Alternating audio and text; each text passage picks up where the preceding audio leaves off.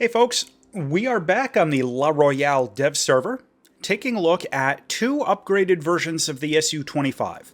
We have the Su-25T, which is a tech tree vehicle, here in rank 7, right above the Su-25, or below the Su-25. And we have the Su-39, which is a premium vehicle, and from the looks on the dev server here, it's going to be a pack order. But, you know, this is dev server, so anything could change. They might change this to GEs or something. But both of these planes, there's a little bit more to them than might immediately be obvious. That little hunchback shape is because both of these were single-seat conversions of a two-seater version of the Su-25, and they replaced the second cockpit with extra electronics and avionics equipment. So let's take a look at these weapons. We have the R60M, which we'd expect to have. All of the normal assortment of air-to-ground weapons, except we've got the parachute bombs now. All the regular dumb bombs, rocket pods, all that stuff. We've got the KH-29s, the T and the L, the KH-25ML, and we finally have 500 kilogram TV-guided bombs. So that'll be nice. And of course, all the gun pods. Now, the Su-25T also carries the Mercury targeting pod. This is actually going to be a little bit of a big deal, and we'll get to that in a minute. But the Vickers, this is going to be a thing. The Su-25T was a dedicated like anti-tank version of the basic Su-25, and this ridiculous quantity of 16 Vicker missiles was the primary anti-tank armament. And if you've ever had to go up against like Ka-52s and stuff doing close air support, you know how effective these are. So that's going to be a thing. Now, the Su-39 is where things get a little interesting. So we've got the regular R60M, all of the same sort of weapons. The Mercury targeting pod that's got the laser designator for all the weapons. We don't have the TV-guided bombs. That's okay. We've still got both versions of the KH-29. And we've got the Vickers. However, we can also carry the Kopio-25 radar pod. The Kopio-25 is it's a small Russian radar set that's been offered as like an upgrade package for older MiG-21s. I think like the MiG-21 Bison might use the Kopio radar. I know that one of the Baltic MiG-21 upgrades might have been the 2193. I don't remember, but one of those also had the Kopio-25 radar. So it's been pretty widespread, and the Su-39 can carry it in a pod under the center line of the fuselage. That's that little guy right there.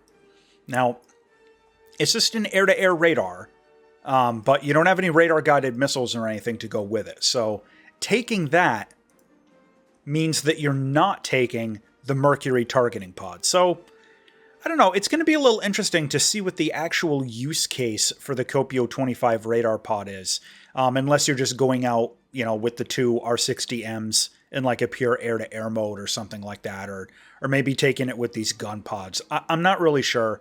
Once the patch goes live, you know, these two aircraft will probably be getting a full review.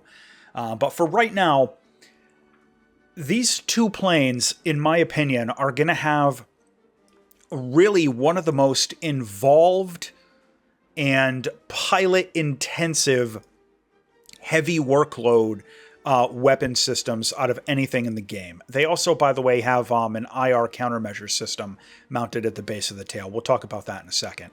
But for right now, I want to take this out into a test flight and show you a couple of things. Okay, so we're in the Su-39, and I have given myself a pretty monstrous load of weapons. I've got the pair of R60s, a whole bunch of rockets, an inappropriate amount of Vickers, and a couple of KH-29s. And by the way, the Su-39 has a new gun. And of course, I took the targeting pod. So this is a thing. I mean, this plane can carry an enormous amount of weaponry. Oh, and check out the countermeasures, like almost 200. Now, I want to show a couple of things before I take this into a match to try and do some air-to-air. All of the KH-29s and the KH-25MLs, that all works exactly the same as previously. But the Vickers missiles are a little bit different. The targeting pod has an auto tracker in it. All right, let me see if I can auto track. I think that's an ADATS. Yeah, see right there, we are auto tracking. Oh, we were for a second till it went behind some trees. There we go. So we can auto track. Now this might, I don't know, that'll probably hit. Yeah, there we go. Using the Vickers to hit moving targets, just in my own playing around with it, feels a lot more difficult than it is firing them from a helicopter. I've had like, you know, a 50% miss ratio where it did like, you know, almost no damage or just completely missed, you know, going for a moving target. From the external view, guiding one of the Vickers in from the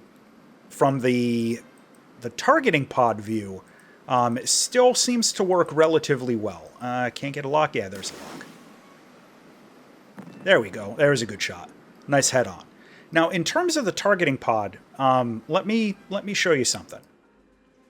All right, so here's the targeting pod. Yeah, there we go. We're going to fire a missile. We got our Vickers going. Doing Vickers stuff. Okay. Now, what I wanted to show you, the targeting pod doesn't have thermals, but it has night vision. So that's useful information. You can also use the Vickers. You can target and fire them at aircraft. But as you saw there, well, you might not have been able to tell, it wouldn't let me fire the weapon until that F-86 was like directly in front of me. It has a very narrow field of fire, you know, because you're firing it like out of a targeting pod. And these aren't air-to-air missiles. You know, they're not going to be easy to hit with. I mean, you can see I've got the auto-targeter there locked on, but it still took me 2 hits to bring that thing down. So these are not going to be dogfight weapons, but they might be viable against, you know, like stationary helicopters or something. It's hard to predict. But that's basically the weapon system, the air-to-ground capabilities here on the Su-39. And, of course, we've got the infrared countermeasures installed on the tail. That's that round thing with the countermeasures dispensers on it. That's your IRCM unit. And you can see on the left, on my HUD, right above my fuel gauge, the IRCM is on. So that is a thing. Now, what that actually does, I'm not going to be able to demonstrate it here, but it just makes it harder for basic and entry-level IR missiles to lock onto you and get a lock. It's not going to be super effective against anything coming at you from the front. 9Ls and like R60Ms coming at you from the front are still going to be a problem. But something coming at you from the back, like maybe, you know, AIM-9P or something like that, it'll make it a lot harder to get a weapons lock. But anyway, that's about it for air-to-ground on the Su-39.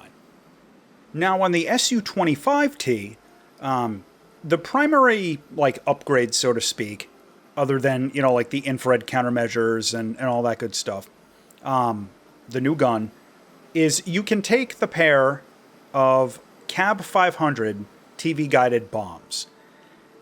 These are, I believe, the same as the MiG-27 has, so they're not new to the game, but they're new to the Su-25 series. So we're going to drop a TV-guided bomb there. Oop. And let's see what that does for us. All right, I should have set that with an impact fuse, but you could saw that it tracked, right? These do support auto tracking. That's going to be relatively useful. The other thing, of course, is that without the targeting pod, I don't have any night vision or anything like that. So another, I don't want to say limitation, but another little caveat to be aware of with the, you know, taking the TV guided bombs. If you don't take the Mercury targeting pod, you know, you're going to have that issue. All right, let's see what we get there. We did the target. Yep, boonk, right in. Of course, I should have used an impact fuse, but you get the idea with that. All right, let's go fly a battle. Okay, so we are flying the Su-39 out into an air battle, and I want to re-emphasize, this is not a fighter. The Su-39 and the Su-25T are not fighters. They're slow. They will rip their wings off at like 0.87 Mach, 0.88 Mach, I think. They're heavy. They're armored planes. They don't have an especially high thrust-to-weight ratio in air combat. They're not especially maneuverable. They have bad energy retention. You know, these are not fighters. Any of this fourth-generation stuff that we're up against, or frankly, even most third-generation fighters, are just going to dance all over us. So I have absolutely no expectation that I'm going to get any kills in this match. I do want to demonstrate and talk about a couple of things, though. The one place you're likely to find some success in air combat is hunting helicopters in this thing. Maybe you don't have enough spawn points to get into some of the precision-guided weapons in a close air support. Maybe you just want to hunt helicopters because, you know, somebody got you from an AH-64 and you want to go out for Badal or, you know, whatever. But the Kopio radar pod has a couple of different things to look at. First, the range presets on the scope. 10 kilometers, 20, 30, and 100. This is, I think, by the way, the first radar set that you take as a loadout option that's not built into the plane. For radar modes, we've got some dev server troubles. We've got a search pulse Doppler, a track wall scan, a pulse Doppler head on and check out that dead zone, a track wall scan head on and check out that dead zone. Then you won't be able to tell for sure because you can't see my key presses, but we've got multiple track wall scan head on modes that are non-functional, that don't do anything until we get back into the search pulse Doppler.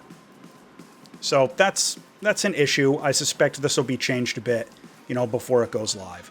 I'm going to make a foolish attempt to try and engage this F-14. If he so much as, like, has some aggressive thoughts about me, I'm basically done. You know, if a fourth-generation jet like that gets behind me, there's absolutely nothing I can do to try and reverse it. They've got range on me. They've got speed. But all the same, and again, see, like, I can't even catch this guy. My only missiles are the R-60Ms.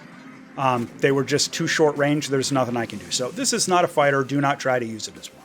But in any case, the main thing I just wanted to show you here was the Kopio radar pod and what it does for you there. This is the Su-39. As always, thanks for watching.